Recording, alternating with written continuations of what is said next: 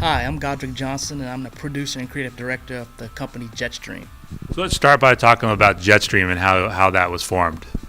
Pretty much, I started it with my business partner. I went to college at University of Advanced Technology for game design and digital art.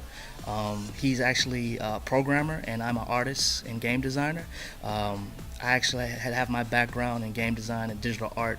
I worked at a company called Artificial Life. I worked on Linkin Park's first game, 8-Bit Rebellion. So I took all that experience I had from industry experience and from my love for video games since I was about 5, 6 years old, being a Nintendo kid, and brought that into the fruition of Jetstreame to make my own game company because it's a dream come true. What role has this Level Up Lab played in allowing you to bring that dream come true? It's played a huge role. It's awesome. I love the Level Up Lab because of the community here. There are other devs here that you can network with. It's very inspiring seeing their work. You can also ask questions and get help from them and mentorship and different aspects of if I have a question about game dev, they're there to help me. It's just the community factor, the resources, everything's here. They have the sound studio in the back. They have all the computers. They have the Wacom tablets. They have everything available to us. It's a 24/7 facility. It's very flexible with your schedule. You can come in, after a regular job, and come in and work on your game titles. So it's huge for Baton Rouge for indie developers such as myself, Jetstreame. When it comes to those titles, you have multiple games you're working on. Let's walk us through the three different titles you have for mobile devices. The first game I worked on is called Circuit Swap. That's my first published game, published in 2010. It's a puzzle game, a block sliding puzzle game where you put batteries into sockets to power up the city because they didn't pay their light bill, I guess. So it's one of those block shifting puzzle games where you slide pieces around, navigate. It's like a board game, pretty much.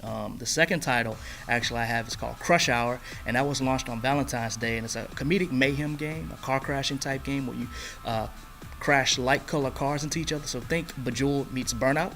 So it's one of those silly comedic type games. And the third game actually we got coming out is called Drag and Drop, and it's a platformer type game where you have to drag and drop objects, get it into the gameplay to affect the game. You control a knight and you have to save the princess from the dragon. So it's very archetypal, but it's a pretty cool platformer we got coming out. What is your life cycle in terms of development for a game like your most recent one? Crush Hour, it took us, honestly, it took us a year because we had an issue with a revolving door programmer.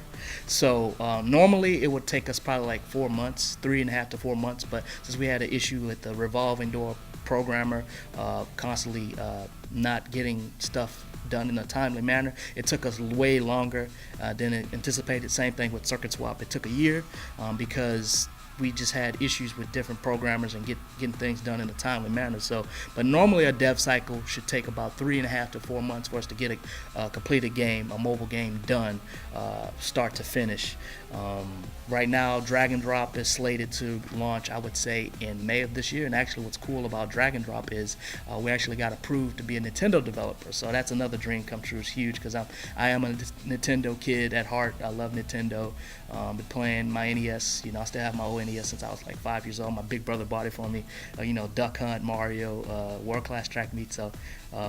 Yeah, that's a dream come true. And actually, Nintendo called us, I would say about a month and a half ago, asking us, how's Drag and Drop? What's the development? How's Drag and Drop going? I'm like, well, we don't have the mobile game version finished, so we got to get that one done, and then we'll put it on the Wii U. So we're actually a Wii U, a Nintendo-approved developer. So that's huge. What role has Level Up Labs played in, you said, there was an issue in the past with the revolving door of a programmer. How does a Level Up Lab help you with those kind of situations? Stability. Definitely stability, resources, knowing other people. You got awesome developers around here like Pixel Dash, and they're pretty big company here. They're awesome, and I just asked them, do they know anyone? Resources. I can turn to them and ask them because they have a lot of experience in game development. They're a much bigger team than myself with Jetstreame. We're a small dev team.